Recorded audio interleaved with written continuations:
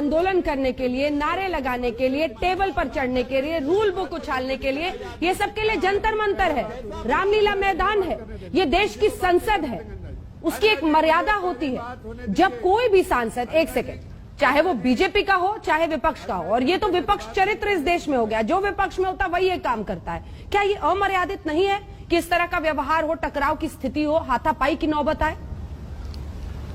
इम्तियाज साहब, देखिए अंजना जी, आप एक बात तो मानेगी कि करोड़ों रुपए का पैसा लगता है एक अधिवेशन बुलाने के लिए, और ये जो अधिवेशन हुआ है इसके अंदर जनता का पैसा पानी में बह गया है। और इसके लिए अगर कोई एक शख्स जिम्मेदार है, जो मैं मेरी राय बताता हूं, उसके लिए इस देश के प्रधानमंत्री नरेंद्र मोदी साहब है। 5 मिनट के अंदर ये पूरा मामला सुलझाया जा सकता था।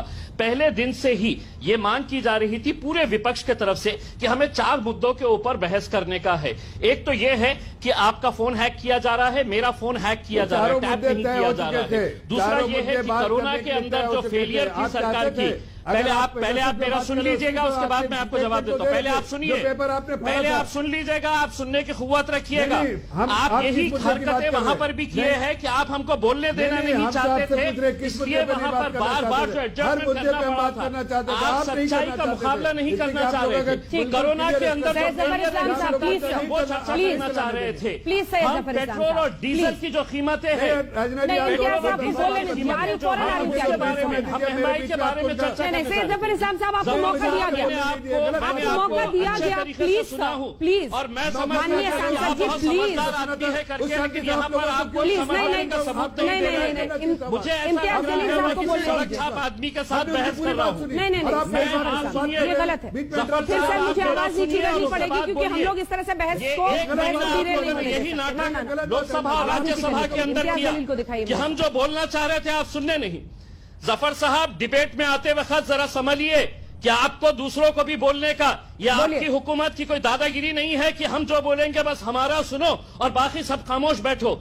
हम 1 महीने से चिल्ला रहे थे कि हमें इन 4 मुद्दों के ऊपर बहस करने की इजाजत दी जाए। अगर मोदी साहब आते पार्लियामेंट के अंदर, अंजना जी, मिस्टर इंडिया नाम की एक फिल्म आई थी जिसके अंदर अनिल कपूर एक्टर था, वो हर जगह नजर आता था लेकिन कहीं पर रहता नहीं था। नरेंद्र मोदी साहब मिस्टर इंडिया बनकर घूम रहे थे। हमको बताया जाता था कि वो पार्लियामेंट के अंदर है लेकिन लोकसभा से गायब, राज्यसभा से गायब। अगर वो आते लोकसभा के अंदर और कहते कि लाओ तुमको कौन से मुद्दे के ऊपर डिस्कस करना है, आज सारे मुद्दों को हम हटाते हैं, पेगासस के ऊपर आज दिन भर चर्चा होगी। दूसरे दिन तुम कोरोना के ऊपर हम पर इल्जाम लगा रहे हैं, हम आज इसके ऊपर चर्चा करने के लिए तैयार है। लोकसभा राज्यसभा होता काय के लिए है? आप प्रमुख है उसके, आप गायब रहते हैं।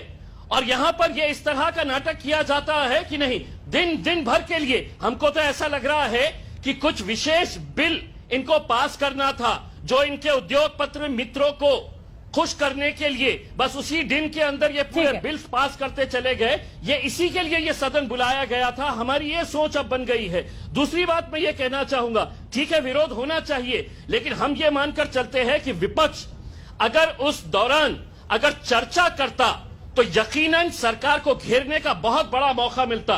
मैं तो आज ये इल्जाम लगा रहा हूं कि भारतीय जनता पार्टी और कांग्रेस के अंदर कहीं ना कहीं एक साठगांठ हो गई थी कि तुम अंदर आओ, चिल्लाओ और हम बंद कर डालेंगे। वरना इतना अच्छा मौका कि जहां पर सरकार को घेरा जा सकता था कि आप हमारे फोन टैप कर रहे हैं, हैक कर रहे हैं, हमारे कोरोना के अंदर जितनी लोगों की मौतें हुई उसके लिए आप जिम्मेदार है। वैक्सीन आज भी लोगों के लिए मौजूद नहीं है। किसानों के बिल जो पड़े हुए हैं उसको वापस लेने की जरूरत है। इन मुद्दों पर चर्चा होनी चाहिए थी। जी जलील साहब, मैं फिर से आऊंगी आपके पास। केसी त्यागी जी, एक सेकंड, सैयद जफर इस्लाम साहब, सबको एक बार बोल लेने दीजिए। केसी त्यागी जी, कोविड गायब